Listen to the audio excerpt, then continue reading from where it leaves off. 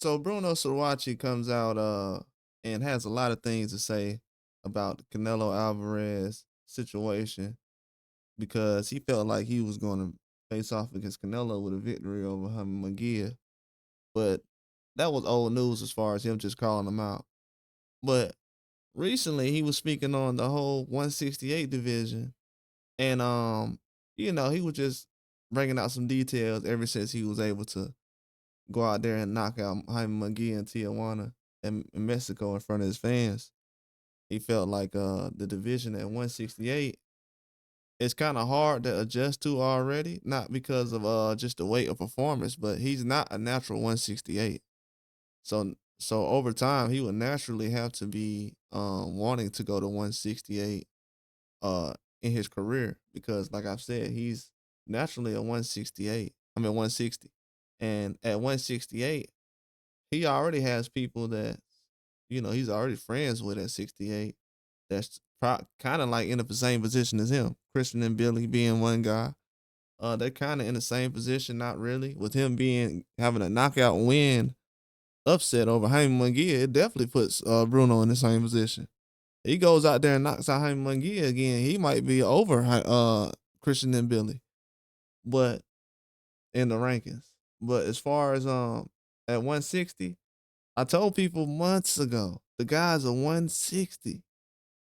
He's a 160. And he revealed a lot of things recently that I'm gonna go over time.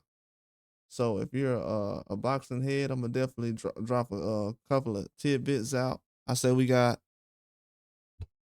about 5 weeks until, yeah, about a little less than 5 weeks until he jumps in the ring with Jaime Munguia, which will be on the co-main event of the Canelo and Williams Skull card.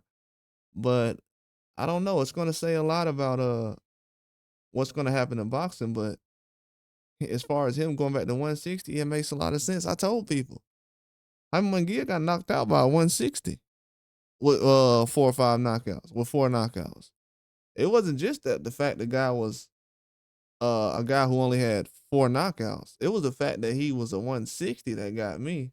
And it's a lot of other things that he's put out as well.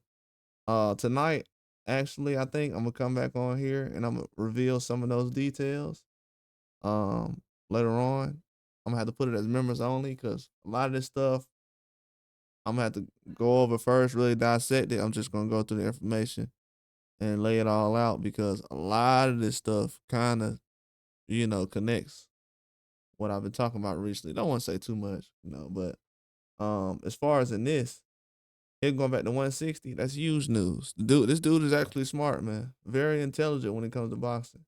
He knows what's going on. He knows where he's at. He knows what position he's in.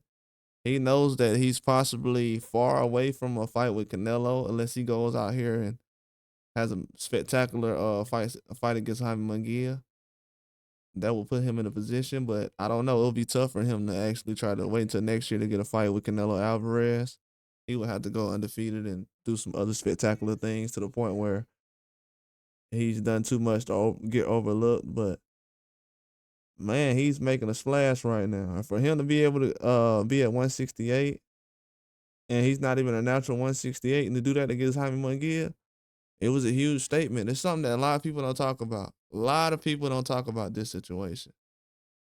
I don't know why, but something that it's something that's never talked about. But we'll see in the future. But it's a lot of details gonna come out with Bruno.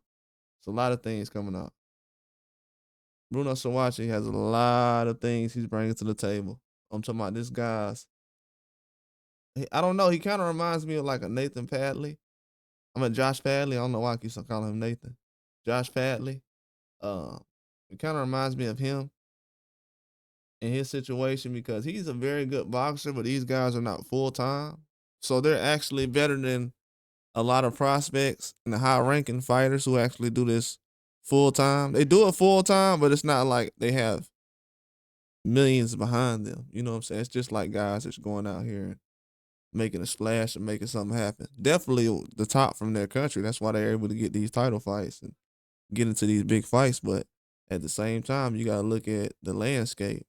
Definitely hard to get involved with a lot of different things. But I think this situation with him at 168 going to 160. Like I told people, if Munguia is to go out there and get knocked out by a guy who's going back to 160 or lose to this guy again, and I'm gonna tell you what too. Some things I heard recently that made me feel like, because after the rematch, I was like, oh yeah, Munguia got the rematch in the bag. I'm not gonna say it's just in the bag because of things that's transpired since then. Like, to just say that's in the bag, I don't know. I don't think that I'm not just gonna say, because if I say that, that means the guy got lucky last time. I don't think he got lucky. Was it expected by most? No. But do I think he got lucky? Absolutely not.